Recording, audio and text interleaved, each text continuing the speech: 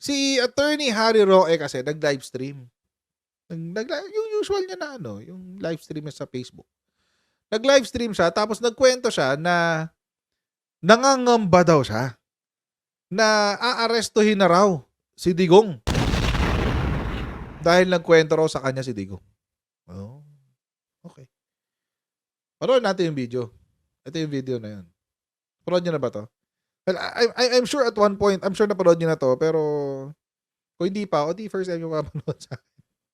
Diba? O, panoorin natin to. Tapos alam nyo ba ho, tatapatin ko kayo, hindi ako nakatulog.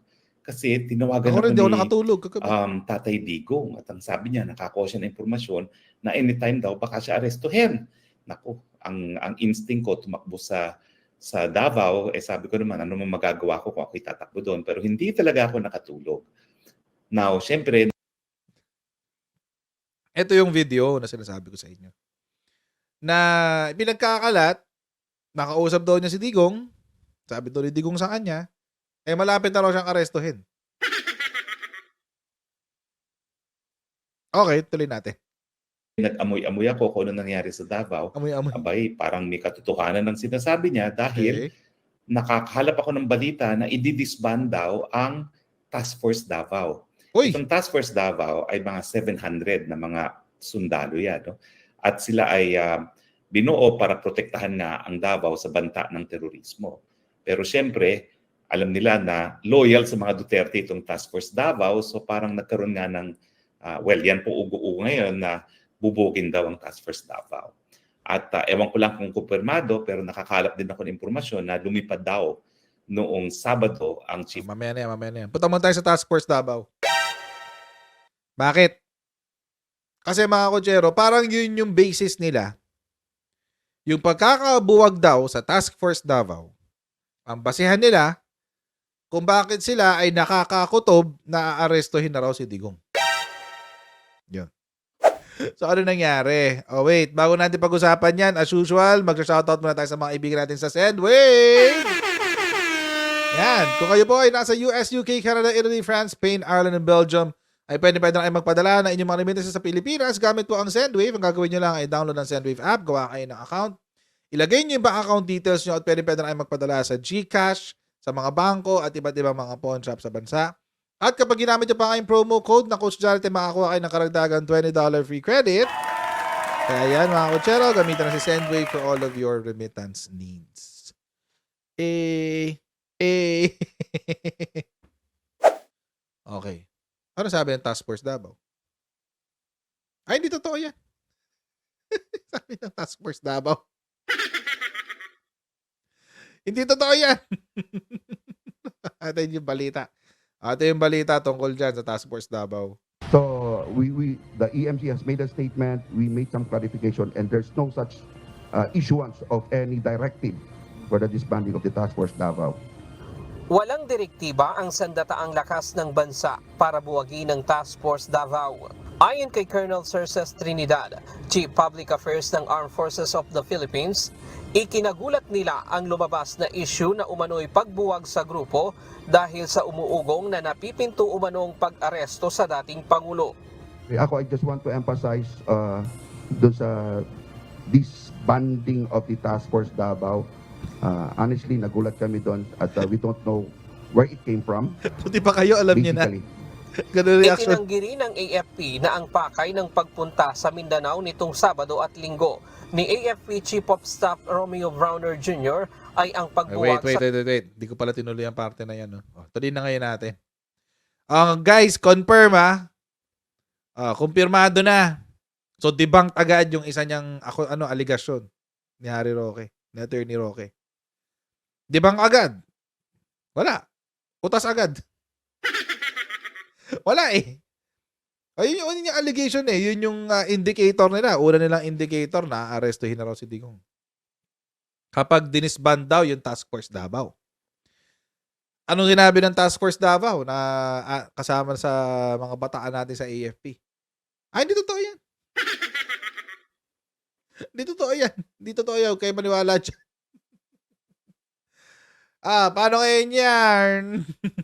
Staff si General Browder dyan sa Davao. No? Hindi ko alam kung yan yung kanilang mga pinag-usapan. No? Pero ang kumpirmado, well, hindi kumpirmado na alam na ng mga Task Force Davao na parang may order na bubogin na sila. So hindi natin alam kung ano mga mangyari sa susunod na mga araw. Pero ganun pa man, So ang basis nila una, yung pag-ano ng Task Force Davao, pangalawa ay yung pagpunta daw doon ni General Browner para sabihan nga daw yung Task Force Davao na bububagin na sila. Panoorin ngayon natin. Ituloy ngayon natin to. Sa task force, The Chief of Staff went to Davao last weekend, but his sole purpose was for three things. No, look into the HADR, how the AFP will assist sa sakuna po na nangyayari sa Davao. Pangalawa po is yung operations po that is being conducted in Davao. And third is to look upon the welfare of the troops, their unwavering, to remind them of our unwavering commitment towards being united and professional. ayon sa pamunuan ng AFP, hindi kailangan ng loyalty check sa kanilang mga tauhan dahil mananatili sila sa kanilang mandato na nakasaad sa konstitusyon para protektahan ang territorial integrity ng bansa kaugnay ng pinalulutang na usapin ng paghihiwalay ng Mindanao sa Republika ng Pilipinas. Mananatili rin sila sa kanilang misyon na protektahan ang mamamayan, pangalagaan ng Estado at ipagtanggol ang kalayaan ng bansa. I think the Chief of Staff has made very clear on his particular statement that we will be remaining, will remain loyal to the Constitution and of course to the chain of command. Ryan Lacanlale, UNTV News and Rescue. Ano sabi? We will stay loyal to the Constitution and the chain of command. Chain of command. Good luck. Ano ba yan? Debunk agad eh. So, yung unang indicator ni Harry Roque, mga kotsero, ay, pinagpapawisan na si attorney. Anyway, yung una niyang indicator ay yung pagbuwag daw sa Task Force Davao. So, nagsalita ngayon yung Task Force Davao, hindi totoo yan, hindi kami bubuwagin. Pangalawang indicator ay itong pagpunta nga raw ni General Browner para pagsabihan o i-inform yung mga miyembro ng Task Force Davao na bubuwagin na sila. Nagsalita ngayon itong spokes ng ating AFP. Ang sabi, hindi rin totoo yan. Nagpunta si General Browner dito una para i-check yung ating HADR something. I don't know kung para saan yun. Parang disaster response yata yun eh. Sa Davao, kasi nga di ba binabaha yung Davao region recently. Tapos, binisita rin yung mga tao sa Mindanao, yung mga tao ng AFP sa Mindanao, sa Davao, at kinamusta silang lahat. At ni-reinforce, take note, ni-reinforce ng ating AFP na huwag makikisali sa mga gulo. Huwag makikisali sa mga distab na yan. Di ba? I-maintain daw ang unity and professionalism. Di ba? Good luck. So, debunk agad yung dalawang basehan ni Attorney Harry Roque. Pero syempre, dahil marami pa siyang sinasabi. Tuloy natin. I'd like to assure you na meron naman tayong mga contingency plans. Abangan na lang kung anong susunod na kabanata. Okay. Pero ngayon, pag-usapan natin, ano ba? Pwede bang magkaroon ng reconciliation pa sa panig ng Marcos Duterte?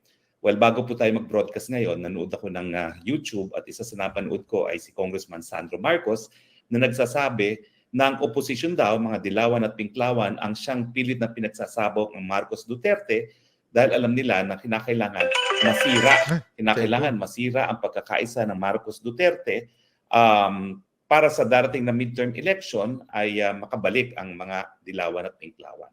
Well, posible po That's not far from the na truth. talagang, siyempre, matutuwa ang pinklawan at saka dilawan kung tuluyang mabibiyak ang Marcos Duterte.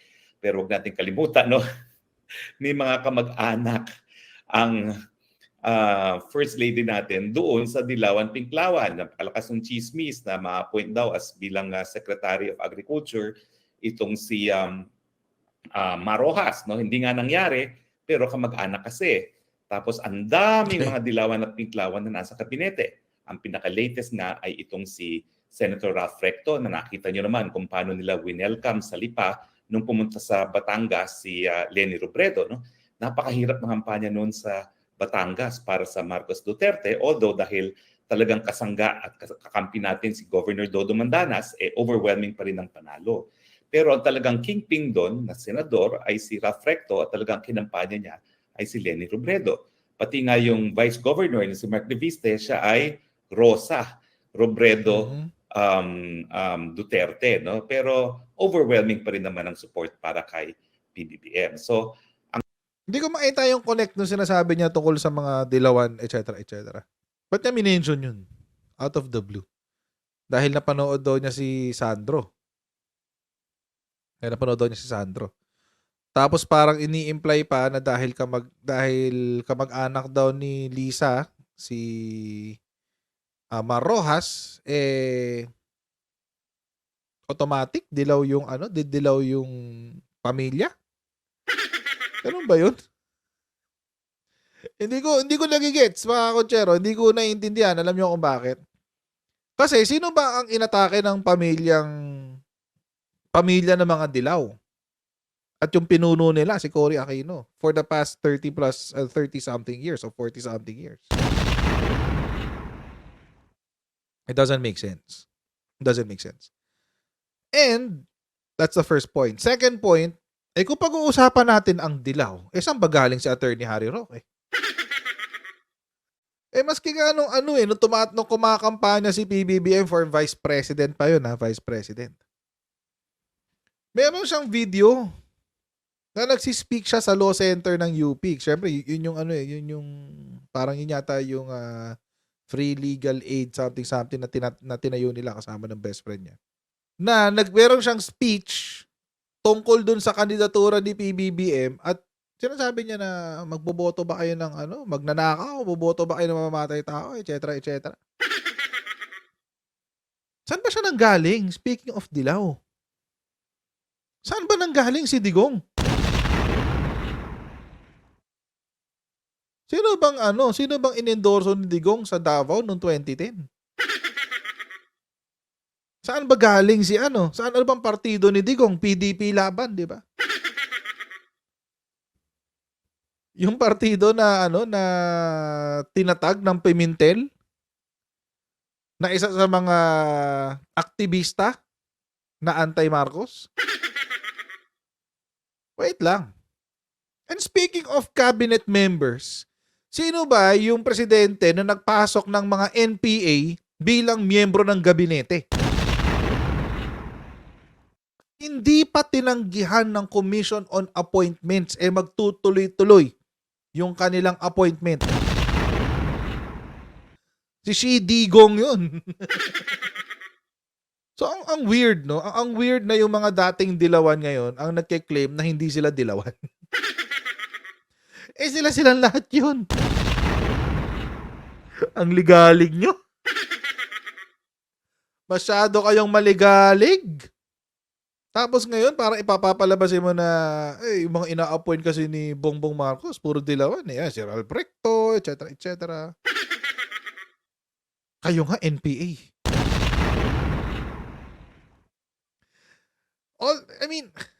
Sinabi niya yan, he mentioned all of that to highlight yung punto na natutuwa ang mga dilawan sa pag-away daw ng Marcos at Duterte. Hindi ko magets kung bakit yun ang ginawa niya example. Alam naman niyang babalik sa kanilang lahat yun. PBBM. So, ang tanong ko lang, bakit kinakailangan pang sirain ng pinklawan at dilawan ng Marcos Duterte? Ang dami-dami ng mga pinklawan at Duterte at dilawan sa kabinete, no? Hindi lang naman si dating Senator Recto, nandyan pati si Housing Secretary, no? Alam natin ay in-law ni Jojo Ochoa na napakalapit din. Tsaka siyempre yung mga iba pang economic team, alam naman natin yan na talagang loyal sila doon sa kanilang estudyante sa UP School of Economics na si Leni Robredo. No? At marami pa talagang iba. Nandiyan si Secretary Pascual na talaga namang lantarang naging dilawan yan. No? Pero sa akin, siguro... Again, kayo rin ganun eh. Ang weird nyo, promise. Hashtag nakakaloka. Hashtag nakakaloka. Ang weird. Ngayon, mga kotsero, mukhang yung grupo nitong kabila, yung kabilang parlor. Yung parlor sa kaliwa. Kasi tatlo na yung parlor ngayon, dati dalawa lang. Ngayon tatlo na. Merong parlor sa kaliwa, may parlor sa kanan. Yung parlor sa kaliwa, parang gusto nilang i-paint itong parlor na to ngayon na dilawan. Ganon. Pero deep inside, silang lahat talaga yun eh. Kasi doon sila galing lahat, mga kotse. Doon sila galing lahat. My goodness. Tigilan ako. He just wants the best, kaya kinuha niya. Pero ang punto nga, hindi na kinakailangang pagbiyakin ang Marcos Duterte as far as the Dilawans are concerned at Pinklawan, kasi ang prediction ko, baka magkaroon nga sila ng common slate pagdating ng eleksyon. Baka humiwala yung mga Duterte at magkaroon ng common slate ang Marcos kasama mga Dilawan at Pinklawan. Ay, mapapahiya si Tandaan niyo po yan, dito. sinabi ko po sa inyo. Mapapahiya si Roque sa ganyan. Ako nga, ingat ako sa ganyan eh. Ingat ako sa mga pag nagde-declare ako mga ganyan-ganyan, mga common slate. So, ang gusto niyang palabasin yung sa 2025, ang magiging administration slate ay yung grupo nila Trillanes, sila Laila De Lima, etc. Ay, attorney, ingat ka sa mga ganyang statement. Kaya ka na kaya may mga backtrack eh. Yan, okay? Lalong-lalo na dahil marami ring mga brads sa fraternity itong si Specker, no? Doon sa kabilang kampo, kasama na si Francis Pangilinan na siguro magbabalik na senador, no? So hindi malayo yan na pwedeng Parang sumama si sa Digong isang walang slate brad ang Francis Pangilinan sa Marcos na kampo. Pero ang tanong ngayon nating gabi, setting aside yung motibo ng mga Pinklawan at Dilawan na sa tingin ko hindi naman totoo dahil ang dami ng Pinklawan Dilawan sa Marcos camp, pwede pang mag-reconcile ang Marcos at Duterte. Doon sa aking column kahapon sa Philippine Star, 3 kaya niya minimension yun kasi gusto niyang palabasin na malabo na mag-reconcile. Kasi, puro na daw Dilawan. ang aking nakitang pamamaraan para mabuo muli ang unit team. No? Unang-una, yung isulat yung non-cooperation sa ICC. Kasi ito talaga yung trigger ng pagkawalan ng tiwala ng mga Duterte sa Marcos. Dahil nga paulit-ulit na hindi raw makikikooperate at kasama sa cooperation yung pagpapaaresto. Yung pinaka-importanting form of cooperation ay yung pagpapaaresto kung mag-issue ng warrant of arrest. Okay. Paulit-ulit na sinasabi ni Presidente Marcos yan for the 100th time. Pero ito nga po yung sinusuway ng malapit na kaalyado ni Specker, si Justice Secretary Rebulla, at talagang binanggit niya. Kaya napilitan si PBBM na magsalita muli na makikipagtulungan na ang Justice Department dahil nga doon sa resolution ng House. Now, ang sabi ko naman, kung talagang sincero naman ang PBBM, bakit hindi siya mag-issue ng memorandum circular, presidential memorandum circular to all departments under the executive branch, the Armed Forces of the Philippines, the Philippine National Police. You are hereby ordered not to cooperate with the ICC in view of the fact that we had ceased to be a member of the ICC and under no cooperation, no obligation to cooperate with the ICC. Highlighting that further cooperation with the ICC is a violation of our sovereignty and national jurisdiction. No? So, simply as that. Anong reaksyon? Mukhang hindi po sila payag. Dahil ang sabi nila, parang nakakalalaki naman yan, nagsasalita ng presidente, hindi pa sapat yun. Talagang hindi sapat yun. Kasi talagang pati sa korte, kinakailangan may nakasulat. Okay. Yung pagko-cooperate, walang nakasulat, kaya hindi ka makapunta sa hukuman para sabihing pigilan kasi sasabihin ng hukuman, nagsalita na pero nasan yung kasulatan na talagang hindi makiko-cooperate? Wala rin. Diba? So hindi ka makapunta dahil meron siyang verbal sa hukuman, dahil meron siyang verbal na hindi siya makiko-cooperate, sasabihin walang case or controversy, hindi ka rin makapunta para pigilin dahil may order na hindi makikipag-cooperate. So sa akin, minimum requirement yan. So kung hindi talaga isusulat yan, parang hindi mamabalik yung tiwala. Haba na explanation Attorney Harry Roque dun sa memorandum circular na yun. Para sa kanya daw kasi, ang ebidensya daw ng pagtitiwala or kung meron mang makakakuhang muli ng tiwala ng mga Duterte sa Marcos, Una daw, sumulat daw ng memorandum circular si PBBM na inuutusan lahat ng ahensya na related sa justice system na hindi makipagtulungan sa ICC. Okay. Sige. May warrant na ba?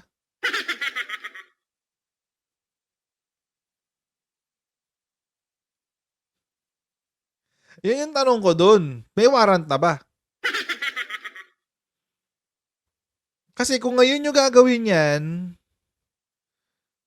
anong case or controversy ang aayusin, ang dadalhin mo mismo sa korte? Kasi sinabi ni Attorney Harry Roque, dahil hindi raw sumusulat si PBBM, hindi raw makapunta yung mga taong concern sa korte para ihabla yung mga ahensya na nakikipagtulungan daw sa ICC dahil wala raw utos yung presidente. So walang case or controversy. Yun yung logic nun. So hindi sila makapag-complain, hindi nila ma-file ang complaint ng ang reklamo nila laban sa DOJ, laban sa kung saan-saan, etc. etc. Dahil wala pa raw sinusulat si PBBM. O sige, walang problema, gets na natin yun. Ba't siya magsusulat kung wala pang warrant? Anong pipigilan niya? Wala pang warrant. Ganun din, wala ka pa rin case or controversy. Pasabihin lang sa'yo ng korte, okay, nasaan ang warrant? Ganun din. Ending niya. Diba? Magiging madi-dismiss din kasi walang case or controversy. So anong gusto nyo? Naniniguro lang kayo na gusto nyo ng advance na kailangan kailangan isulat na ni PBBM kahit wala pang warrant para kung sakaling bumaba yung warrant, meron na kayo madala sa korte. Pwedeng ganun. Hintayin nyo muna.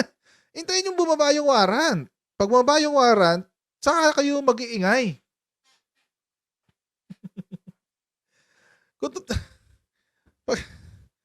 Si attorney naman, ako nga, abogado naman si Attorney Harry. Pag nandyan na yung kontrobersya, saka magfa-file. Ngayon wala pang controversy. Ay no. Wag naman disbar. Alam natin propagandista siya, pero wag naman siya i-disbar. Pinaghirapan naman niya yung pagiging abogado niya. So, yun.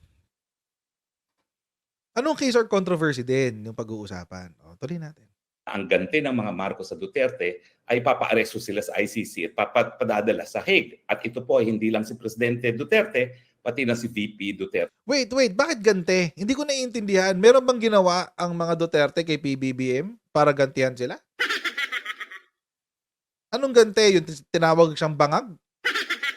Hindi na nga niya pinag-usapan yan eh. Hindi na nga niya pinansin yung bangag comment na yan eh. Nung nagkaroon ng issue dun sa Mindanao Secession, lahat ng ahensya nagsalita kontra kay Digong. Nagsalita ba si PBBM? Hindi. Ano pang sabi ni Benher Abalos? Walang order from the top. Ayaw pansinin ni PBBM. Tingnan nyo, Google niyo yung balita. Si Benher Abalos, naglabas siya ng statement tungkol dyan. Hindi raw naglalabas ng balita si PBBM tungkol dyan. So, hindi ko mag-gets. Anong gagante? Hindi ko naiintindihan. Pa-clarify. Kasi kapag gagante, ibig sabihin may ginawa kayong mali. Ano yung maling ginawa nyo? Balikan natin. Paano mo nabanggit? Minimum requirement yan.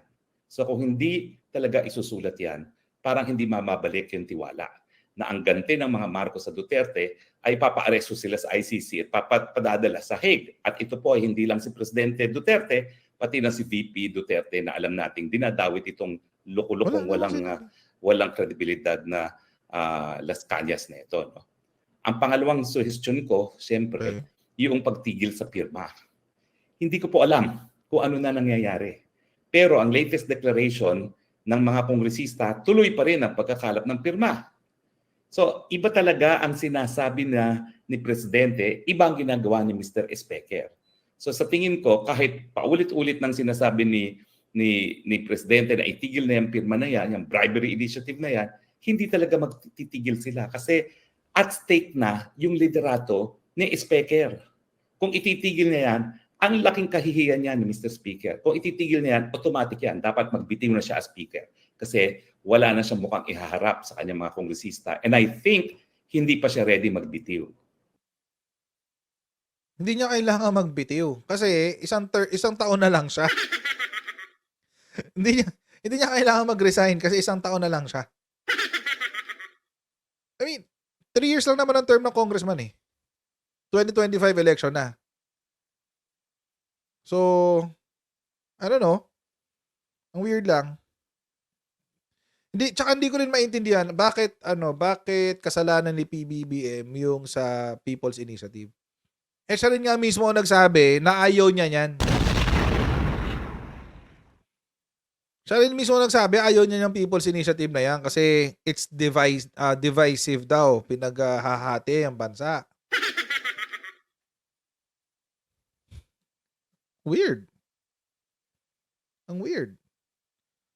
Of course, not to mention, there is separation of powers. Di pwedeng utusan ni PBBM ang ang lower house. He can only request. Pwede lang siya mag-request. Pero hindi niya mapipigilan ng Congress. Kahit Senado, hindi niya kayang pigilan yan.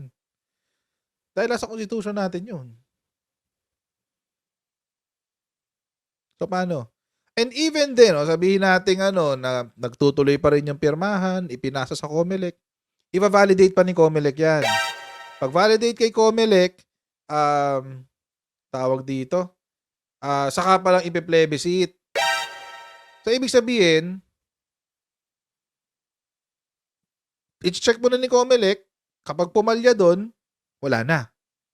Pag pumasa sa COMELEC, mysteriously pumasa sa COMELEC, ipe-plebiscite, pwede tayong tumanggi. Pwede tayong mag-vote against it.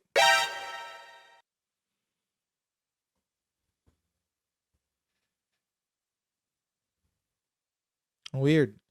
At saka parang nakalimutan niya na ilang beses miniting ni PBBM ang mga senador at ang mga miyembro ng Kamara. Bago siya umalis papuntang Vietnam, miniting niya. Pagbalik niya galing Vietnam, miniting uli niya.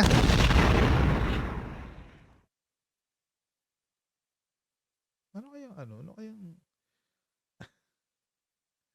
ang sakit sa ulo nitong ginagawa ni Atty. Harry Roque. Sobrang sakit na ulo na, sakit sa ulo na ito. Totoo lang. Hindi ko lang kung paano niya natatagalan to. Pero yun nga. So ito yung unang video, ito yung kahapon. Kanina, may update. May update si attorney, guys. Tama ba? Kasi 228 to eh. So ito na, 229 na. May update eh. Ano naman yung update ni Atty. Harry Roque kanina? Oo, ayan. Anong title? Agad-agad, gulo na. Pero kung tuloy pa, baka mas lalo. Ang alin? Ay, huwag kayong mag-expect, huwag kayong mag-assume. Assumption kills, sabi nga nila. Tuloy natin. Ito yung bago. Ito kanina lang to in-upload. Okay. So, ang nagkakagulo na po ay yung nabanggit ko na posibilidad na baka maaresto ang ating Pangulo Duterte. Now, anong reaksyon ng tao? Nagkakagulo na. Walang tigil ang aking telepono. Anong gusto nyong gawin namin? Magpi-people power na ba tayo? Ako naman. Ano daw? Nagkakagulo ba yung mga tao? Wait lang. So yung lahat ng mga tao sa buong Pilipinas, kinontak siya sa cellphone niya. Anong gagawin namin?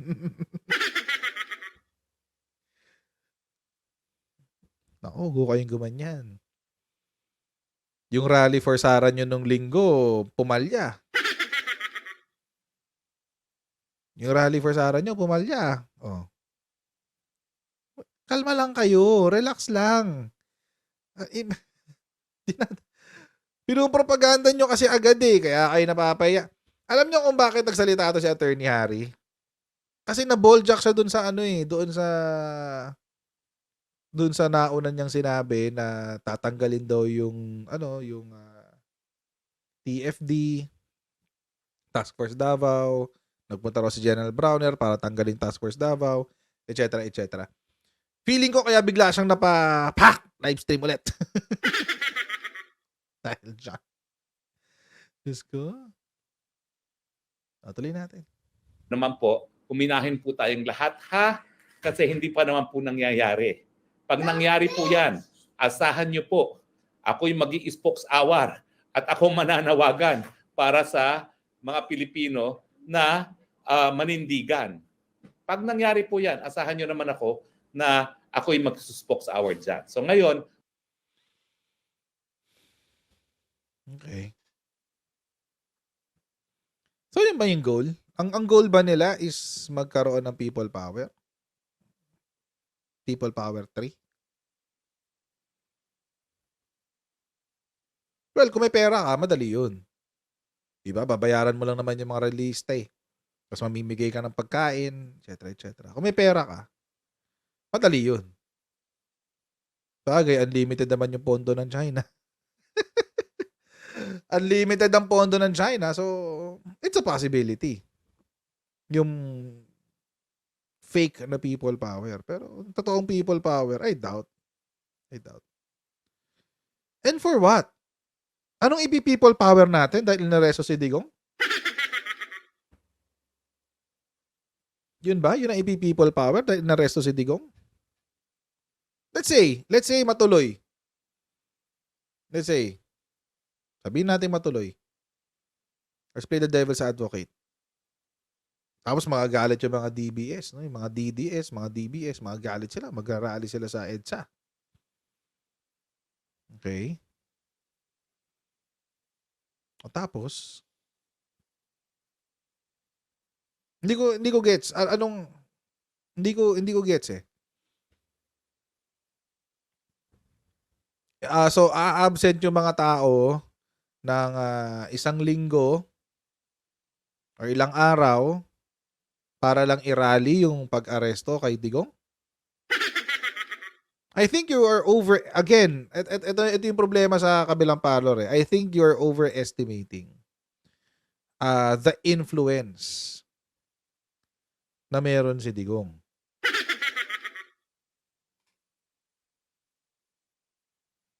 Lalo na ngayon.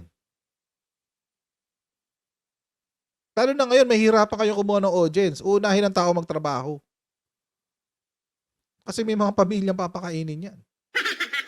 Pag nag-EDSA kayo ngayon, ang iisipin lang ng mga tao, mga buwisit to, malilate ako sa trabaho dahil sa mga loko na to.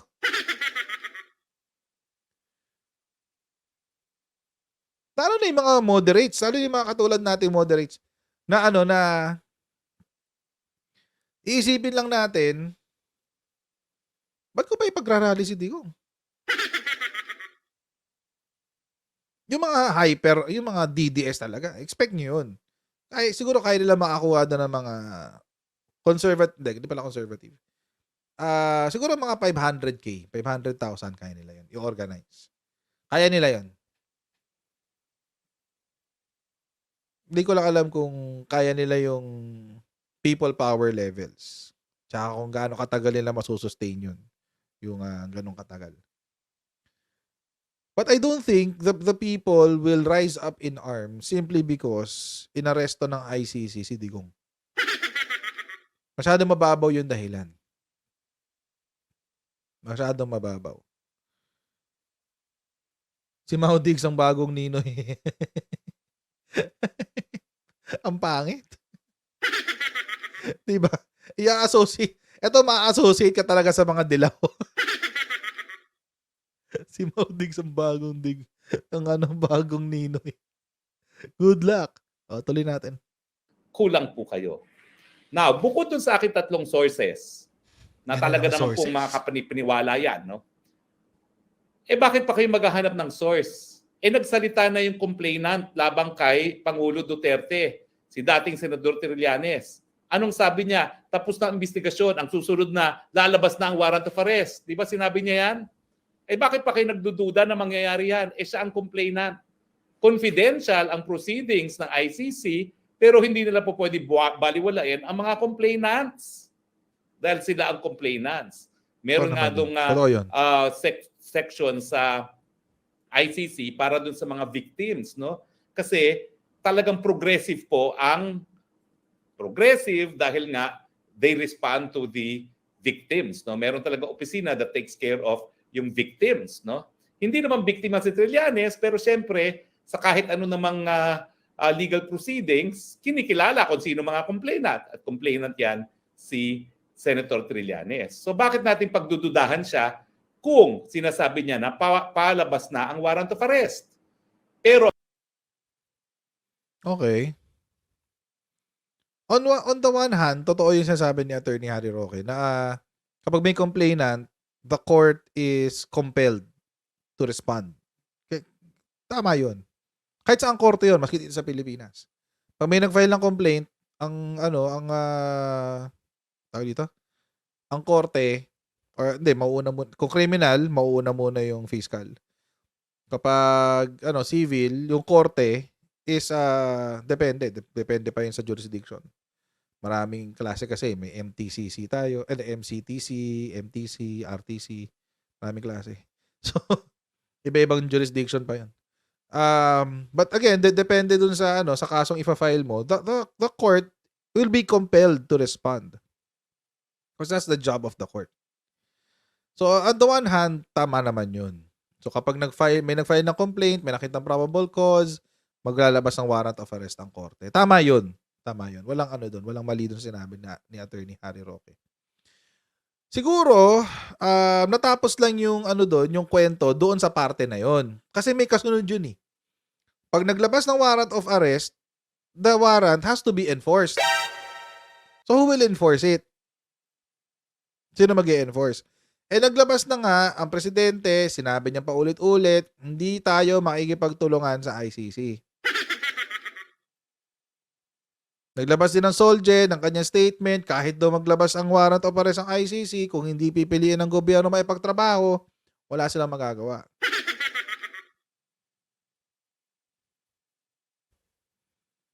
Tapos source talaga si Trillanes. Kung mura-murahin lang ni Digong yan nung panahon niya, ganun-ganun na lang. Tapos ngayon, napaka-importante ng opinion niya. ang sinasabi ko po, hindi naman ako solely nag-rely kay dating Senador Trillanes. Nagkaroon po ako ng 3 iba't ibang sources na malapit na daw ang arrest. Pero ito po hindi malinaw kung ang warrant of arrest ay galing sa ICC o galing dito sa Pilipinas. Oh, may ganun na? Ay nasa dyaryo ngayon, yung mag-amang Romualdo na Camiguin, nagsasabi na yung sinabi daw ni Presidente na dapat maghiwalay ang Mindanao, secession. Yung dating tao ni Presidente Duterte, Secretary Anyo at Secretary Galvez, anong sabi nila? We will meet any threat to secede from the Republic with force. Natural, militar sila. Ibig sabihin yan, gagamitan namin ng dahas, poprotektahan namin ng territorial integrity ng Pilipinas. So, yung isang kongresista... Wait, bago natin tuloy. So ngayon, nag-iiba na siya ng kwento. Nung una, ICC lang. Ngayon, may local na. Meron daw maghahabla ng sedition. 2 congressman daw ng Camiguin or something, ganun. Biglang nagkaroon ng local. So, bulbul na yung kwento natin dyan. Bulbul na guys, spaghetti. Spaghetting pababa. Bulbul na ang kwento natin dyan. Mekos na. Mekos na yung kwento ni Attorney Harry. So, yun yung isa daw, may magkakaso. Tapos ito dong statement ni former General Anyo, na ngayon National Security Advisor natin. We will meet daw the threat of a secession with force. Aba, natural. Military, security sector sila. So, it's all but expected. Wala naman nung mali doon.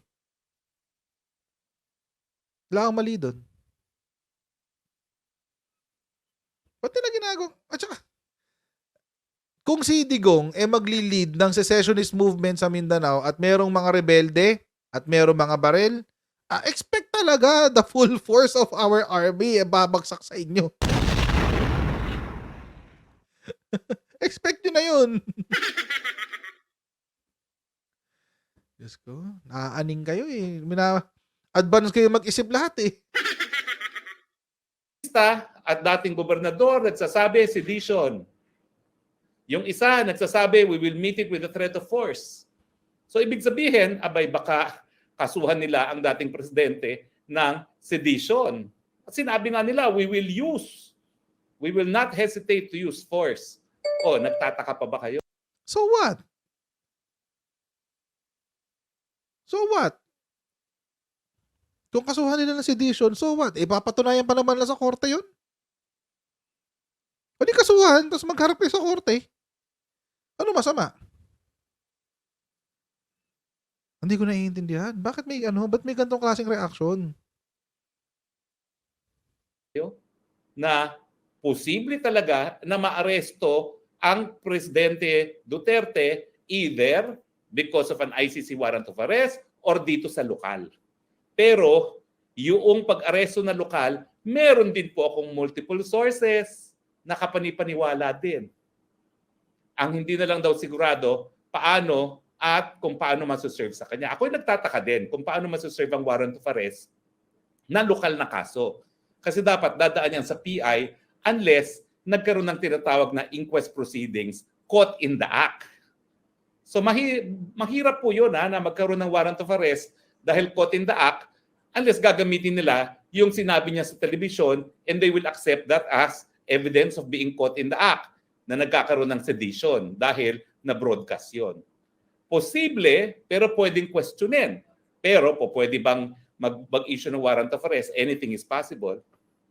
Pwedeng ma-question, mapawalang visa, but anything is possible. Pero anong mensahe sa mga Tanong niya, sagot niya eh.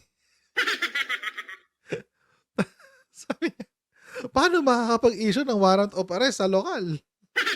Kailangan pa ng inquest proceeding, kailangan pa ng ganito, kailangan pa ng ganyan. Pwede yung patunayan, ganyan. O di posible.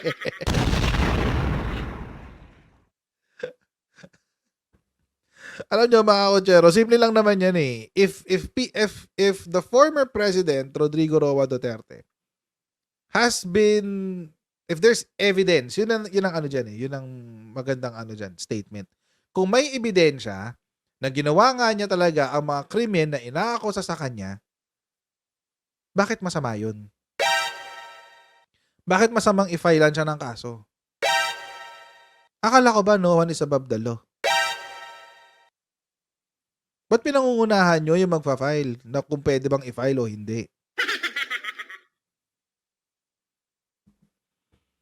Weird lang. Diba? If there's evidence, so ba't nyo pinipigilan? Bakit nyo, why is this about protecting the Digong? Ulitin ko lang, yung mga Marcos nga, ilang kaso ang hinarap sa korte. 1,000 mahigit. Hinarap nila isa-isa. Naglinis sila ng pangalan nila. It took them 30 plus years, but eventually, nalinis nila yung sarili nilang pangalan. Tapos ito, iisang kaso. O ngayon, dalawa na. Baka may sedition pa. Dalawang kaso. Iyak kayo ng iyak. pangyayari? Posibilidad pa lang nagkakagulo na ang taong bayan. Ay hindi, kayo lang. So kung sa tingin ng ilan dyan na dapat mag-cooperate ang Pilipinas pag nagkaroon ng warrant of arrest ang ICC at ito ay ipapaserve sa pulis o sa sundalong Pilipino, think again. Talaga pong magkakagulo. Ayaw ko pong magkagulo, pero wala pong choice yan. Sa dami na nagmamahal kay Presidente Rodrigo Roa Duterte, hindi po papayag yung mga nagmamahal sa kanya na ipa-aresto siya at dalhin sa isang dayuhang bayan. Paulit-ulit na sinasabi rin ni Presidente Duterte at narinig na niyo yan, mamamatay muna siya bago siya magpapahusga sa mga dayuhan. Hindi ba kayo naniniwala dyan? Ako naniniwala ako doon. Dahil tunay na talagang binigyan ng importansya ni Presidente Duterte ang soberenya ng Pilipinas. Na tayo independenteng bansa na at hindi po pwede na mga krimen na nangyari sa Pilipinas lilitisin ng mga dayuhan. So, sa mga nagsasabi, ay fake news, well, Fake news ka unang-una, naman talaga eh. sa mga panahon po ngayon, wala nang fake news. Oh, Anything is possible. Lo? So anything is possible. So posible pala talagang pinatay ni Digong yung 30,000. Posible pala yung genocide. Oh my God. Anything is possible. Posible pala na merong act of sedition.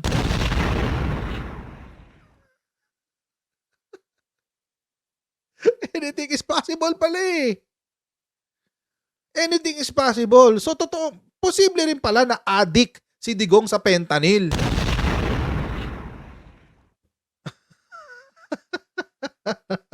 Anything is possible pala eh. Good. Tuloy natin. Di ba? Fake news na gumagamit daw ng pulburon. Fake news na hanggang ngayon naka-fentanyl. Anything is possible now. Oh, so is that an admission? Is that an admission na si Digong nagpe-fentanyl? Na addict siya sa fentanyl?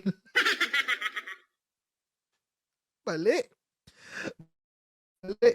Ano, itong upload na to ni Attorney Harry Roque, ano, this was made out of panic. Sobra. Pumalya sa dito. Sana hindi muna siya nag-upload. Sana inisip muna niya yung script niya, kung ano yung sasabihin niya. Kasi it seems that this was made out of panic. Or nag-live siya out of panic. Yung ganun.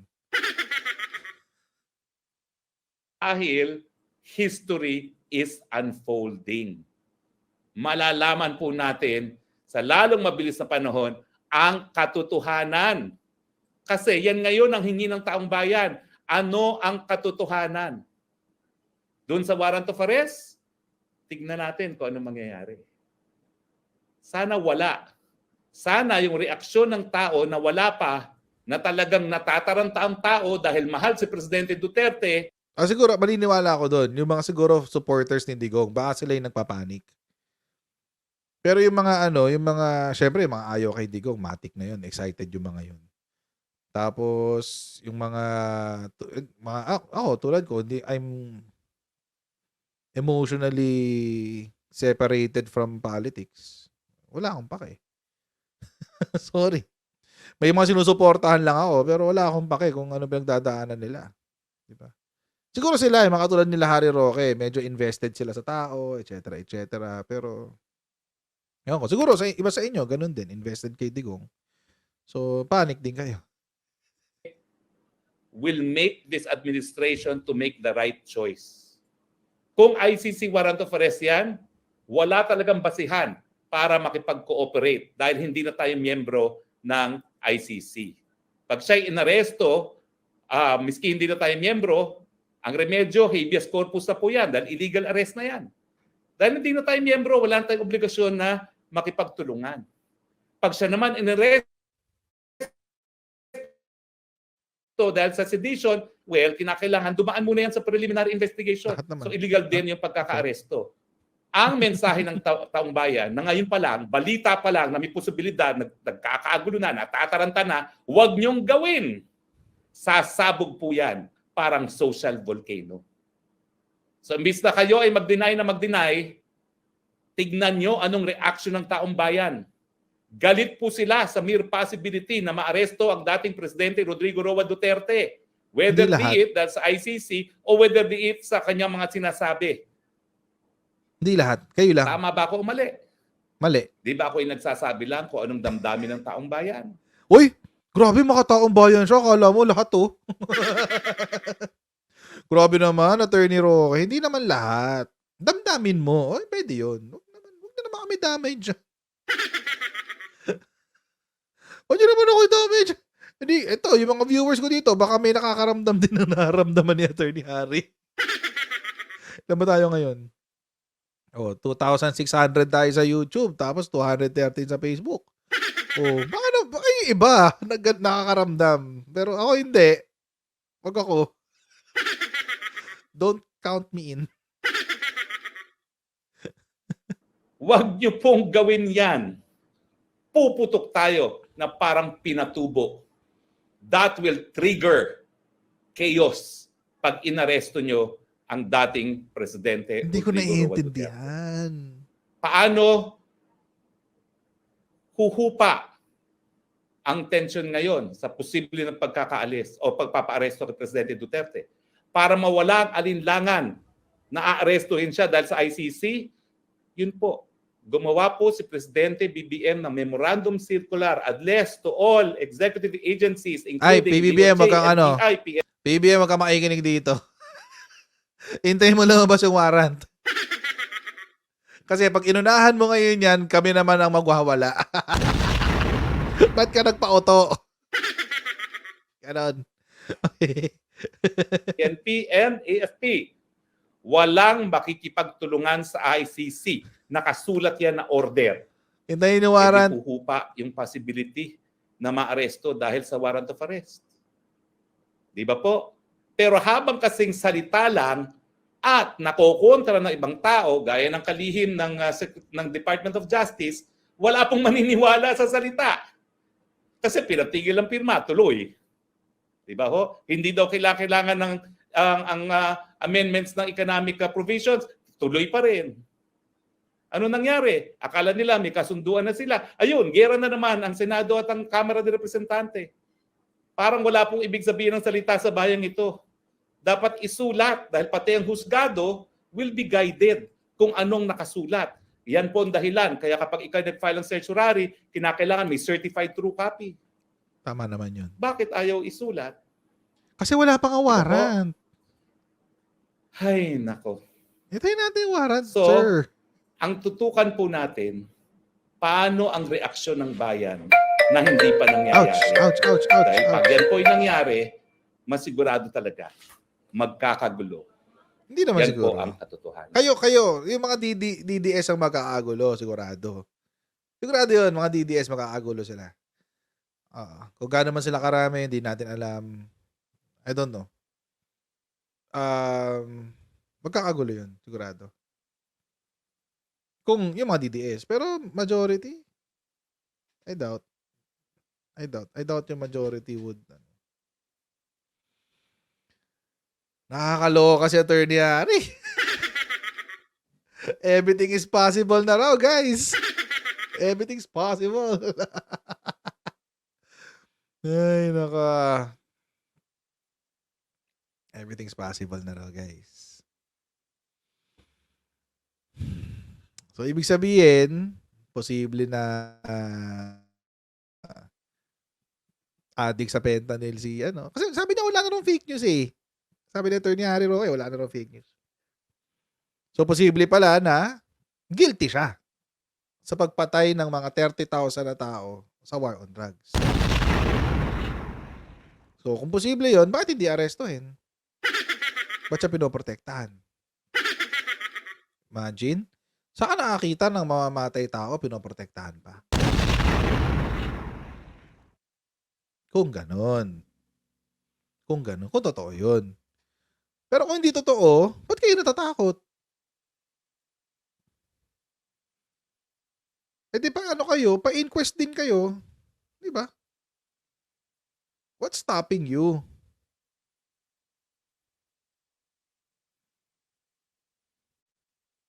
Pero on a personal level, ayoko na may ICC sa Pilipinas. On a personal level, opinion ko yan. Akin lang, wag niyong gamitin yung issue ng ICC para mambatikos ng administrasyon. Kasi ang layo niyan eh. Ang layo niyan sa bituka ng taong bayan eh. Ang naikinabang lang dyan, si Digong. Siya lang ang maikinabang dyan. So kapag nagwelga yung mga tao, pag nag-aklas ang mga tao, sino maikinabang? Si Digong lang. Hindi naman lahat eh. Hindi naman lahat kinasuhan eh. Hindi naman buong Pilipinas ang kinasuhan. Si Digong lang. Aga na mind conditioning nila, no? Siguro yan yung siguro itong video na to, ang audience nila dito yung mga supporters talaga nila. Yung mga talagang hindi walang iniisip na iba. At ang tama lang ay si Best President Ever. Yon. Si Best President Ever, Rodrigo Roa Duterte, the political genius, master strategist, art of war.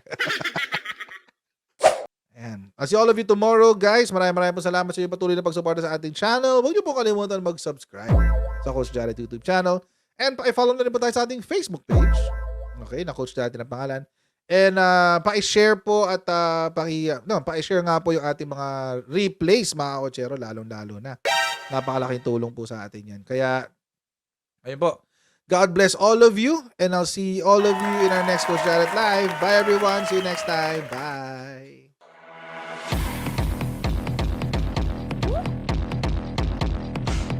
Pag ganun, huwag natin gawing tanga mga Pilipino. Mas maganda kasi nasa lugar ka ng tama kaysa yung pinipilit mo yung pagkakamali.